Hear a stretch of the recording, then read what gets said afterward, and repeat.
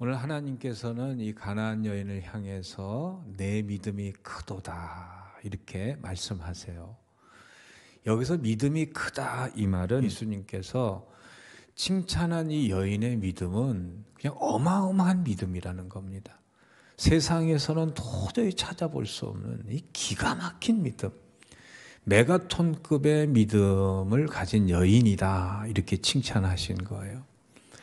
하나님은요 믿음을 기뻐하십니다. 세상은 돈과 재물과 명예와 번세 이런 것들을 기뻐하지만 하나님은요 그런 거 기뻐하지 않으세요. 에벤에셀 하나님의 도움이라 고백하며 자그마한 돌무더기를 쌓아놨는데 세상적인 그러한 척도로 보면 비교가 안 되는 거예요. 그런데 하나님은요 믿음 없이 쌓아 올린 그러한 어마어마한 바벨탑보다 믿음으로 드린 에벤에셀 그것을 기뻐하시는 분인 줄로 믿으시기를 바랍니다. 그러니까 이 하나님이 기뻐하시는 건요 하나님을 기쁘시게 해드릴 수 있는 건요 믿음밖에 없어요. 이 땅에서 아무리 성공하고 아무리 높은 지위를 가져도요 믿음이 없으면요 하나님께 전혀 기쁨이 되지 못해요. 근데 나는 세상에서 뭐 직업도 별로고 뭐 가진 것도 별로 없고 뭐 초라한 것 같아도요 여러분 천국 가보세요. 하나님이요 여러분의 믿음을요 가장 기뻐하시는 거예요. 만일 세상의 성취가 천국의 성공의 척도라면 이 나라의 재벌들이 대통령이 높은 그러한 지위와 명예를 가진 사람이 천국에서도 큰 사람이 될 텐데 그러면요 참 우리는 이 세상에 소망이 없는 거예요. 그런데 하나님은요 믿음을 기뻐하십니다. 믿음이 없이는요 하나님을 기쁘시게 해드릴 수가 없어요.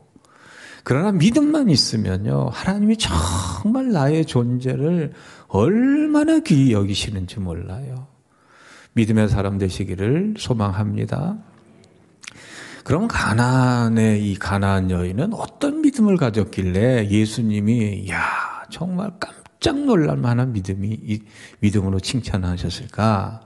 이 세 가지 이러한 이 믿음의 그러한 단계를 다 이 가나안 여인을 이 시험을 통과했기 때문에요. 첫째 믿음은 뭐냐?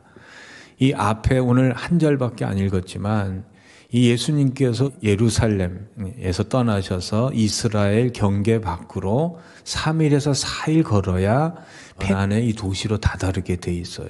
예수님이 오셨다는 얘기를 듣고 이 가나안 여인 하나가 자기 딸이 귀신이 들려가지고 여러분 집안에 이 정신적인 그런 통제가 안 되는 사람이 있으면요 이게 굉장히 고통스럽습니다. 여러분 이 미래 앞으로 인류에게 이 재앙적으로 다가오는 가장 큰 병이요 팔 부러진 거는 불편하고 뭐 좀 아프고 그러지만요 이 정신병, 이 귀신 들린 이런 병은요 정말 이 불행하고 저주받은 병. 온 집안이 쑥대밭이 되는 거예요. 그러니까 예수님 오셨다는 얘기를 듣고 이 여인이 와가지고 소리 지르면서 다윗의 자손 예수여 내 딸 좀 고쳐주소서 뭐 부끄러운 것도 없습니다. 그러니까 체면도 없습니다. 그냥 막 정신 나간 연인처럼 그렇게 소리를 지르는데 예수님께서 마태복음 15장 23절에 어떻게 반응하시냐면은 이 같이 읽어보시면 예수께서 거기서 나가서 들어가시니 가나안 여자가 하나가 이르되 그 지금 소리질러 이르세요. 그 다음 절에 보면은 예수님께서 어떻게 반응하셨어요? 예수는 한 말씀도 대답하지 아니하셨다. 여러분, 이 내가 어떤 요구를 하고 간청을 했을 때 예스 노도 안 한다. 들은 척도 안 한다. 이거는 굉장히 그 사람을 무시하는 행동일 수 있고 그 사람에 대해서 정말 뭐 가치 그냥 정말 들을 가치도 없는 그러한 아주 정말 이 암담한 그러한 이 반응일 수 있습니다. 그런데 이 여인이 예수 그리스도께서 한마디도 대답을 안 하시는데 그 다음 절에 보면은 어떻게 기록되어 있냐면은 제자들이 와서 청하여 말하되 그 여자가 우리 뒤에서 소리를 지른다. 그러니까 계속 예수님께서 들은 척도 아니하시는데 포기하지 않고 계속 부르짖으면서 예수님을 쫓아왔다. 이게 칭찬받는 믿음이에요. 여러분, 하나님께서 때때로 내 기도에 즉각적으로 대답하지 않으실 때가 있어요. 어떤 때는요, 하나님께서 내 기도를 무시하시고 내 기도에 침묵하시고 오랜 동안 심지어 내 기도를 안 들어주시는 것 같은 생각이 들 때도 있어요. 그래도 포기하지 않고 끝까지 부르짖는 것이 칭찬받는 믿음인 줄로 믿습니다. 특히 한국 사람들은요, 얼마나 급한지 몰라요. 얼마나 이 스피드가 빠른 시대에 살고 있습니까, 우리가? 그런데 예수님께서는요, 이 기도에 대한 응답을 늦추실 때가 있어요. 왜 그러신가 하면 예레미야 33장 3절 우리 같이 읽어보겠습니다. 너는 내게 부르짖으라. 내게 응답하고 내가 알지 못하는 크고 은밀한 일을 내게 보이리라. 하나님께서 내 기도에 침묵하신 것 같지만 포기하지 않고 이 가나안 여인처럼 계속 기도하면요, 결국에 가서는 크고 은밀한 일을 우리가 볼 줄로 믿으시기를 바랍니다. 그러니까 믿음의 사람은요, 한 번 기도하고 한 번 소리 지르고 포기하는 게 아니에요.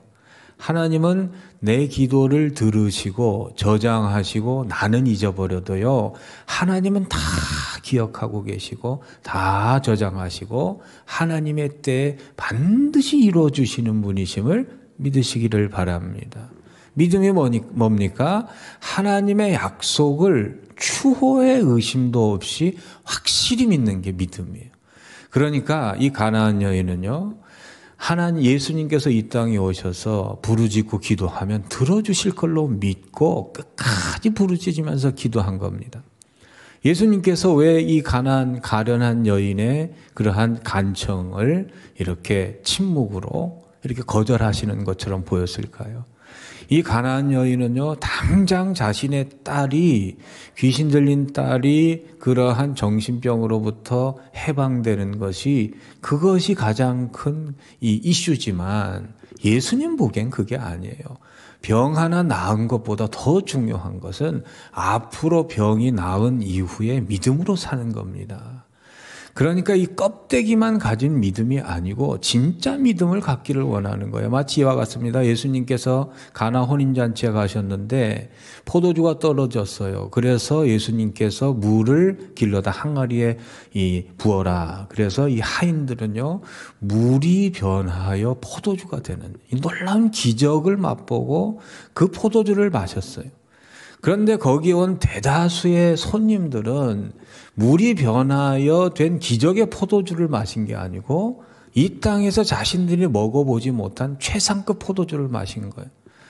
이 예수님은요, 우리의 믿음이 이런 손님 믿음이 아니고 이 하인, 비록 하인이지만 물이 변하여 포도주가 되는 그 기적의 믿음을 갖기를 원하시는 겁니다. 예수님께서 이 가나안 여인이 이 당장 병이 낫는 그러한 기적만 바라보는 그 믿음이 아니고 기적을 창조하시는 예수 그리스도를 참으로 믿고 앞으로 기적을 한 번 맛보고 끝나는 것이 아니라 날마다 그의 삶이 믿음으로 기적이 되고 믿음으로 형통이 되고 믿음으로 복의 통로가 되는 그런 인생을 살기를 원하시는 겁니다.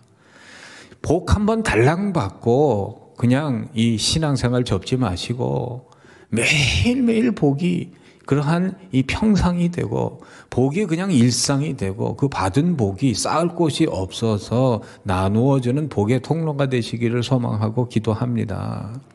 예수님이 바라보시는 거는요, 귀신 나가는 그 정도가 아니에요.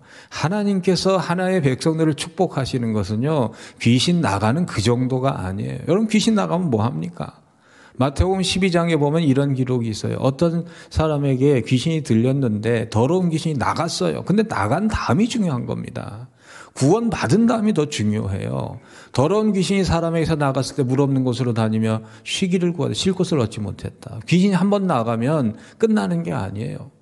쉴 곳을 찾았는데 못 찾은 거예요. 그래서 어떻게 생겼습니까? 어떻게 됐습니까? 내가 나온 내 집으로 돌아가리라 하고 다시 나간 집에 와보니까 깨끗하거든요. 그 다음에 어떻게 됩니까? 같이 읽어보겠습니다. 이에 가서 저보다 더 악한 귀신 7을 데리고 들어가서 거하니 그 사람의 나중 형편이 전보다 더욱 심하게 되느니라. 그러니까 귀신 한번 나갔다고 좋아할 게 아니고 나간 귀신이 이제 다시 들어오면요 7귀신을 데려오는 거예요. 예수 믿고 구원 받았으면은요 믿음으로 여러분의 영혼을 채우시기를 바랍니다. 빈집으로 만들어 놓으면요 더 많은 귀신들이 오는 거예요.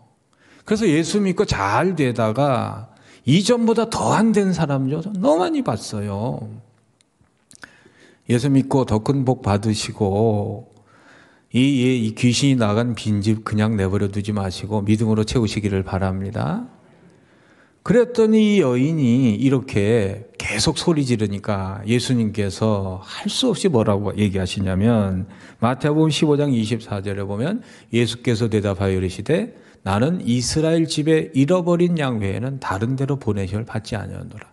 선을 탁 그어버리시는 거예요. 너는 가나안 여자 아니냐, 이방인 여자 아니냐, 나는 이스라엘 내 자녀만 고치지 너는 자격이 안 된다 이 말이에요.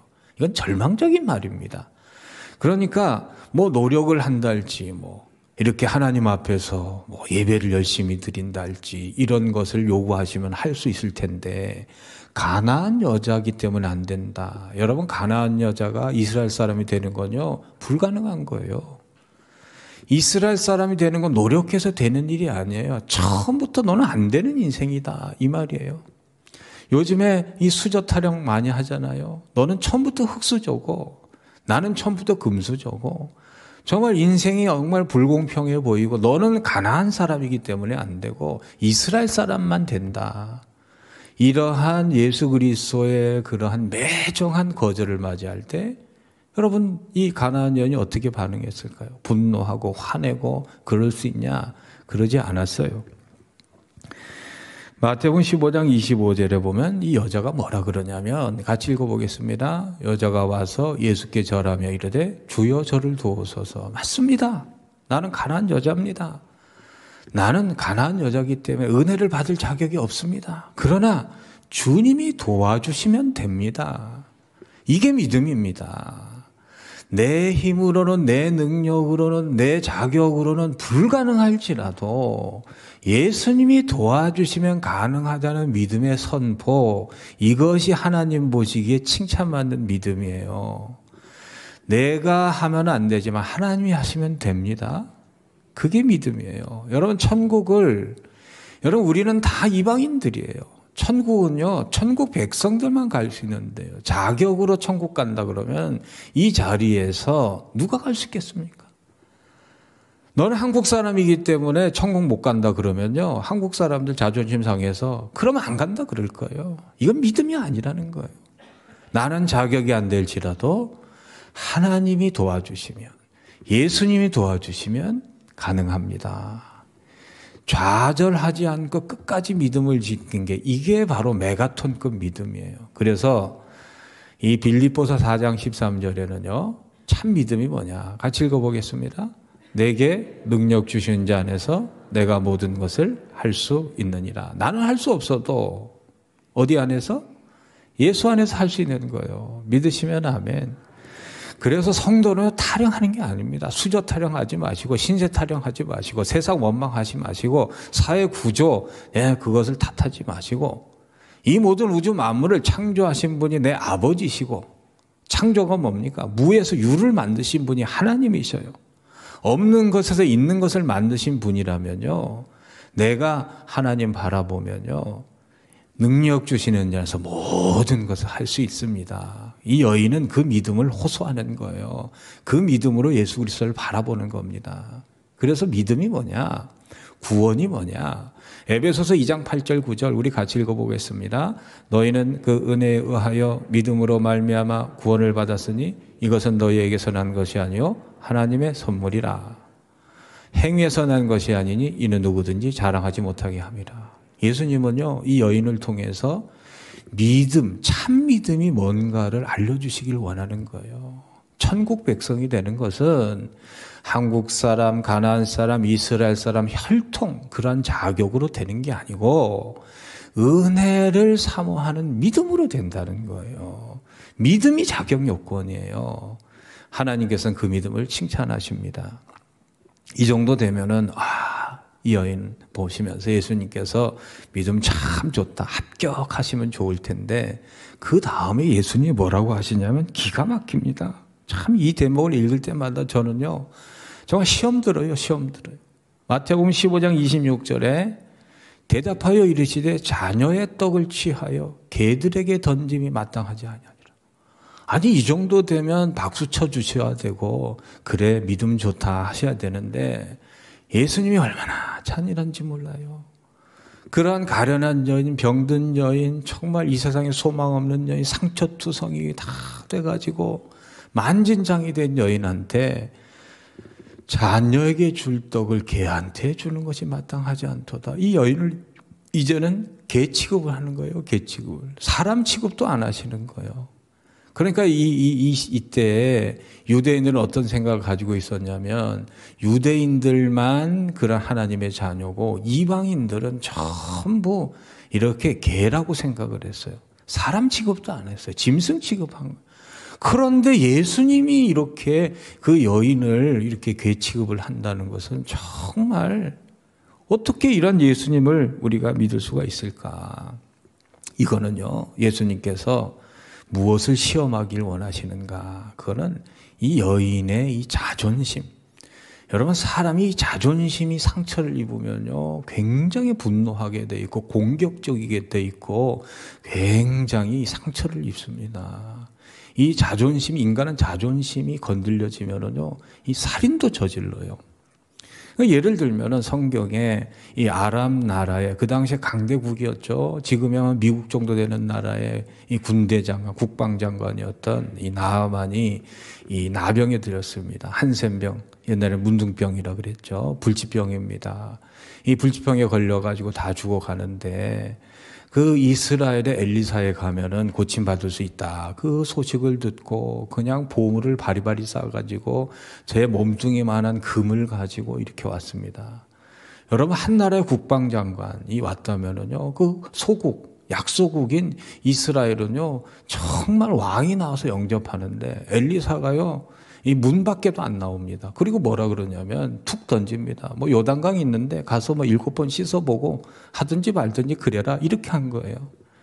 그러니까 이 모멸감, 자존감에 이 자존심에 큰 상처를 입었잖아요. 그러니까 화가 나가지고 내 나라 이 다메섹강, 이 다메섹은이라는 나라는요, 강이 한강처럼 큰 강이에요. 그런 강에 씻어도 내가 씻을까 말까 하는데 요단강은요, 이 마초동 성례천이라 생각하면 똥 맞아요. 고만한 강에 씻으라? 자존심 구기는 거죠. 그러니까 아마 그냥 돌아갔으면 두 나라에 전쟁 났을 거예요. 막 자존심 부리고 화가 나가지고 분노하고 막 그 치를 떨면서 가려고 하는데 그 부하가 하나가 그러는 거예요. 장군이시여. 더 큰 요구를 해도 해야 될 분이, 그러니까 속으로 이런 말을 했을 거예요. 장군이라 이런 말을 했겠지만, 당신이 지금 따지게 생겼냐. 성례천이 아니라 요단강이 아니라 그보다 더한 강에서 이 해도 7번이 아니라 70번이라도 해도 지금 해도 마땅치 않은 판에 지금 당신이 자존심 부릴 때냐. 자존심 부리면 당신 죽습니다. 이대로 돌아가면은 당신 구원 못 받습니다. 그 말을 듣고 자존심 꺾고 요단강 들어가서 7번 씻으니까 낫잖아요. 하나님 앞에서요, 자존심 내려놔시기를 바랍니다. 하나님 앞에 선 우리는요, 피조물로 겸손한 자로 가난한 자로 낮은 자로 설 때 하나님께서 은혜를 주시는 줄 믿습니다. 하나님의 은혜는요, 겸손이라는 그릇에 담기게 돼 있어요.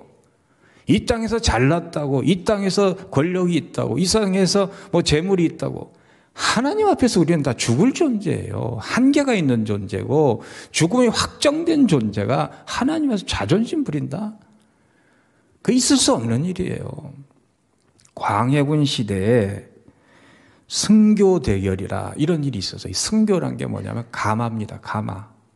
조선 시대에는 이 가마가 그 집안의 그런 신분을 결정했습니다. 가마가 4등급이 있습니다. 임금님이 타는 가마가 있고, 그 다음에 양반 중에서도 아주 높은 정승들이 타는 가마가 있고, 그런 가마가 있는데, 이 하동 지방에 이쪽하고 저쪽, 안동과 이러한 산청에서 올라오는 두 가마, 이 딸들을 출가 보내기 위해서 가마가 출발을 했는데, 이 하동의 그런 깎아지른 그러한 외길, 절벽길에서 두 가마가 만난 거예요. 이쪽은 남인, 이쪽은 동인. 그 당시에 파당이 얼마나 셌습니까?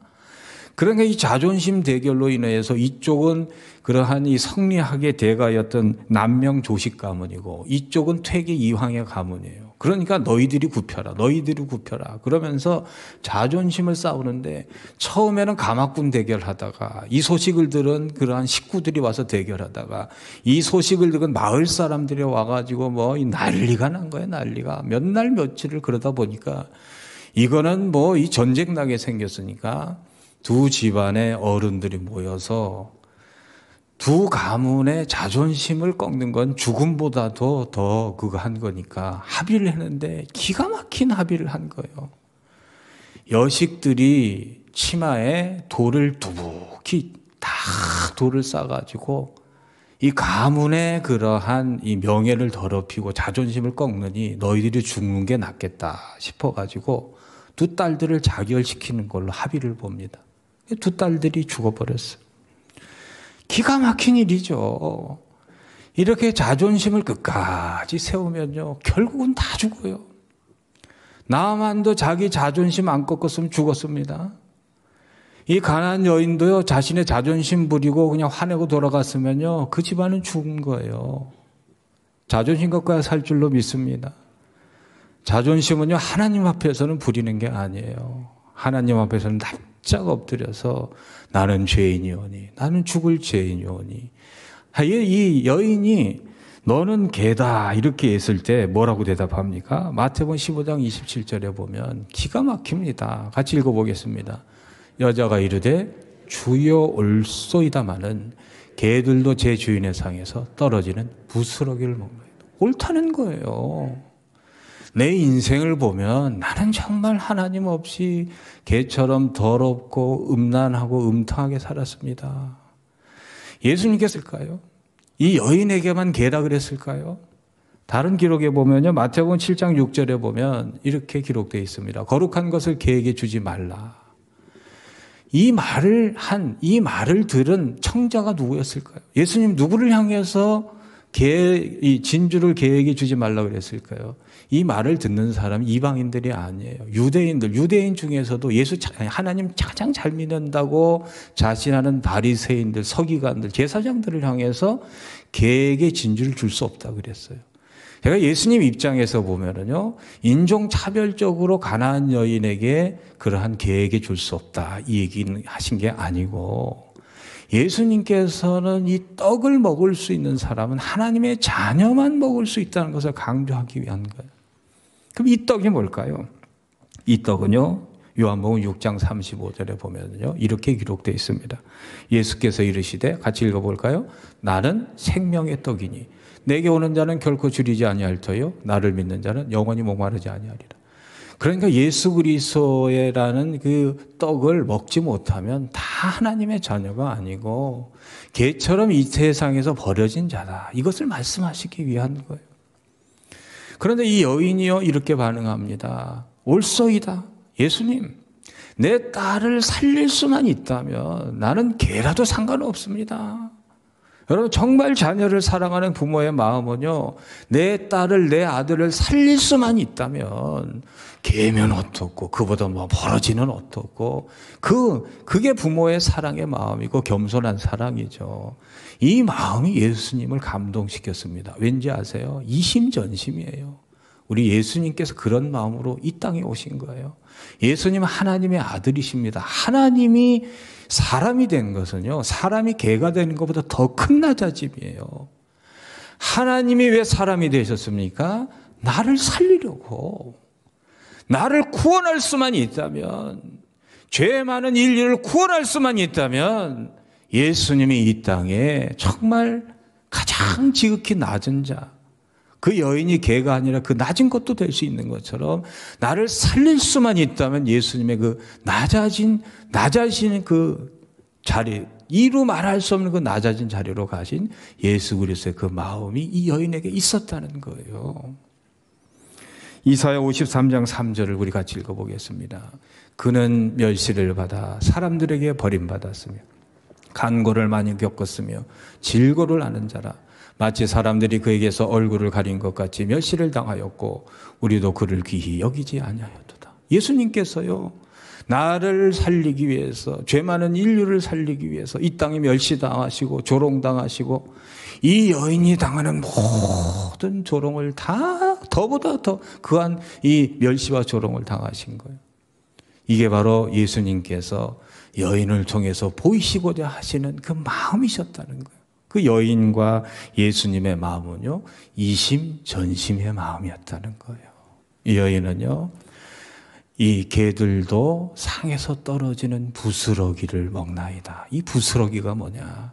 개도 그렇고 자녀도 그렇고 이 떡 부스러기는 뭐냐면 은혜로 산다 이 말이에요. 여러분, 모든 피조물들은요 하나님의 은혜로 사는 겁니다. 은혜를 먹고 사는 거고 은혜를 믿고 사는 거고 은혜가 나를 살리는 겁니다.